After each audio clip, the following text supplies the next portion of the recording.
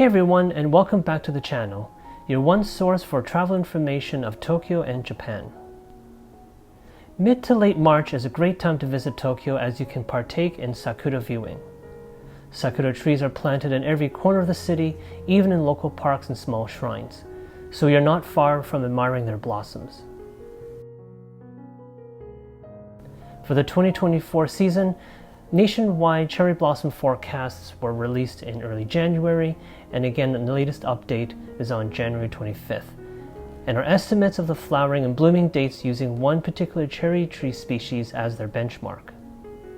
This forecast are subject to change and is dependent on winter and early spring temperature fluctuations and therefore bud growth. So do check their forecasts often.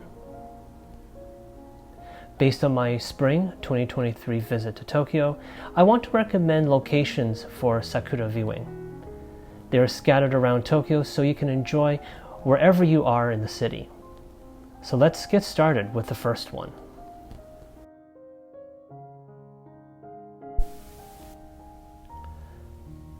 Although there is a popular sakura festival along the banks of the Sumida River, the numerous weeping cherry trees in Sensoji Temple really are the star of the show in Asakusa, and should be one of the first places you visit before you visit anywhere else. Walk through Nakamisadori, and as you enter the temple complex, you will be greeted by the most amazing weeping cherry tree to your right. Massive and full of blooms, photographers and lifestyle bloggers are drawn here. And because of its popularity, people are already crowding around for photos before 7 a.m. There are other weeping cherry trees in the temple grounds, but are not as impressive as this one. So here are some tips for a successful visit. Go early in the morning to avoid crowds. Sensoji Temple is already very busy in the best of times. Weeping cherry trees bloom days before the actual peak date for Tokyo, so be careful on your timing. Blooms last for only a few days, so you don't have much time to visit. The specimen closest to Nakamisadori is the best one as it has the fullest blooms. No picnicking or hanami here because there is a lack of green space, but hanami might be possible at the Sumida River Park.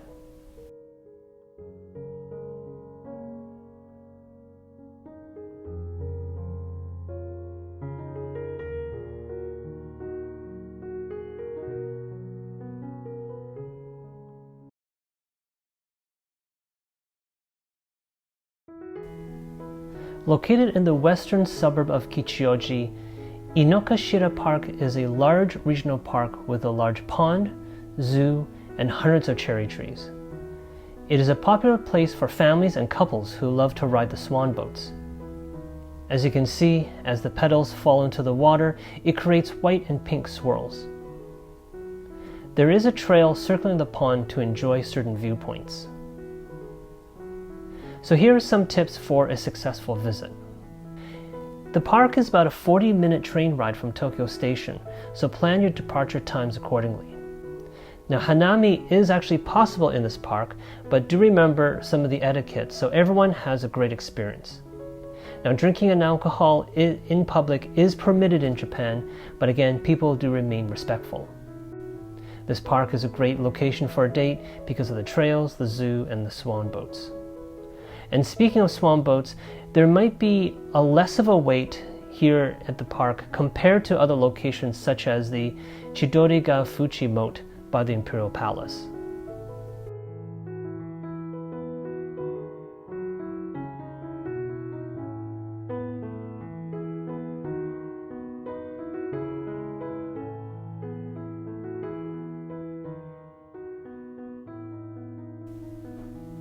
The next popular location is along the Imperial Palace moats and the National Theatre.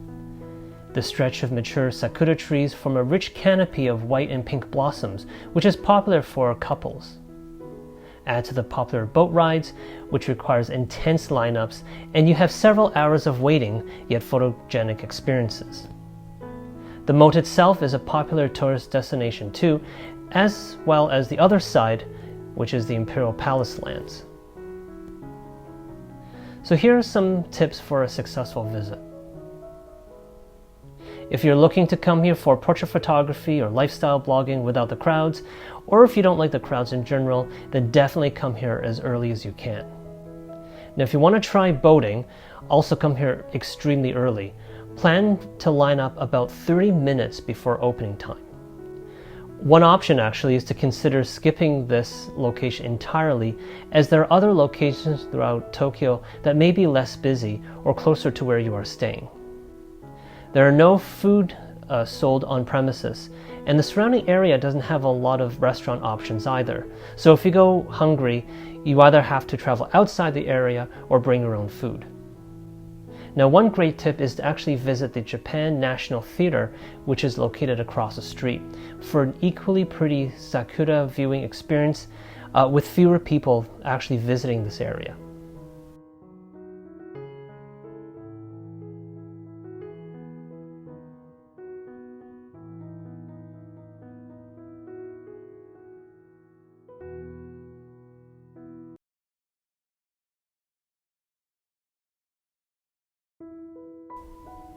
Located on the Ken-toku line, Namboku line of Tokyo Metro and the Sakura tram, this park is a popular sakura viewing spot. The park on its own is popular due to the large children's playground, there's 4 museums, and a plethora of public art. There are lots of space to stroll in the park, and when I visited, it was almost empty and it was mid-morning. So here are some tips for a successful visit. Combine the visit to this park with the Sakura tram, which is an incredibly popular tram route through the local neighborhood. Given this park isn't as popular as other locations, you can actually come to this park after 10 a.m. If the kids are bored, there is a large children's playground as well as 2 well-preserved trains next to the playground. Visit the several museums on site, which includes the very interesting Paper Museum. Now there are several lunch options in the area, including a few restaurants in the park itself.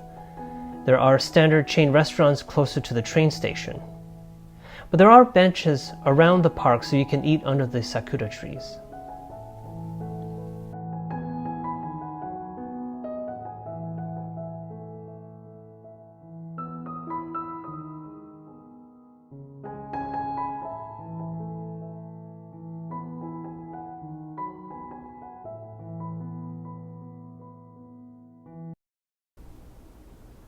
One of the most popular and well-known places for cherry blossom viewing has got to be along the Meguro River.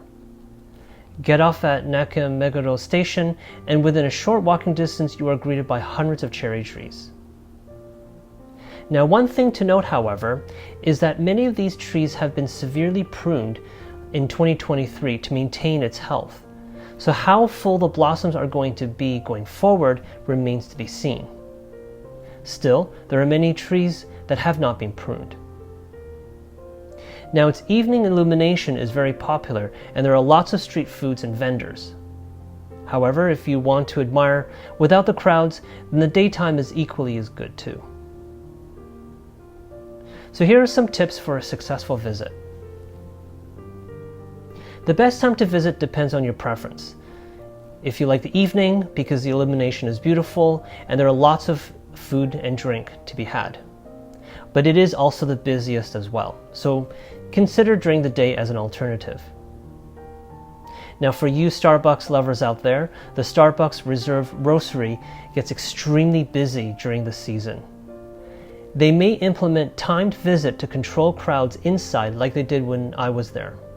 So either go later in the day or first thing in the morning.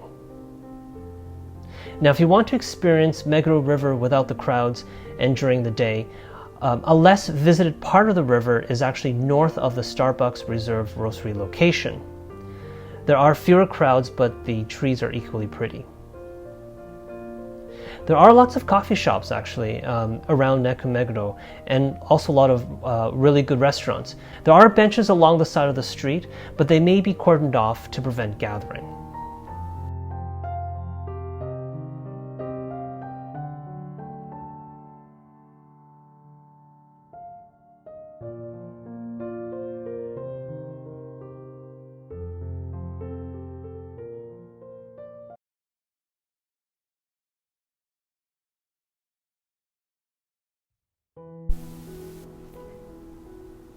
The final location I want to recommend are two commercial developments of Roppongi Hills and Tokyo Midtown. Both of them are about 10-minute walk from each other. Roppongi Hills Mori Garden is incredibly popular even though the garden is smaller by comparison to other locations I've introduced in this video.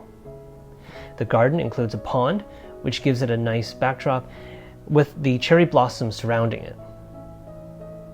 Now, Sakura Dori is a famous street next to Tokyo Midtown that is lined with hundreds of mature cherry trees.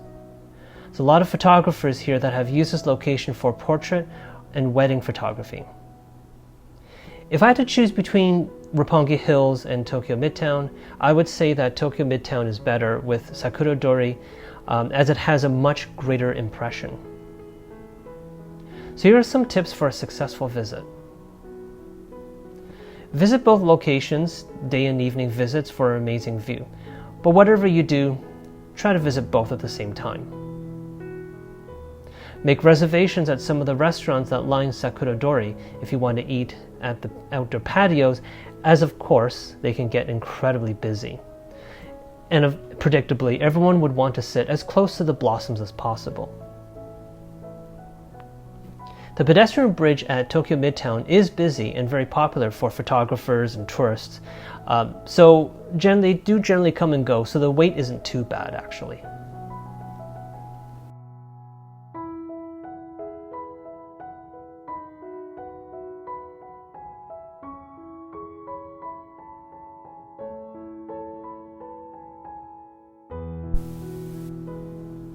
So there you have it. There are many more locations in Tokyo where you can admire cherry blossom viewing. If you are around Tokyo during the peak and even the shoulder periods, then sakura viewing is definitely a must activity. Enjoy the beauty of the blossoms and just take it all in. Thanks for watching, and I'll catch you in the next video.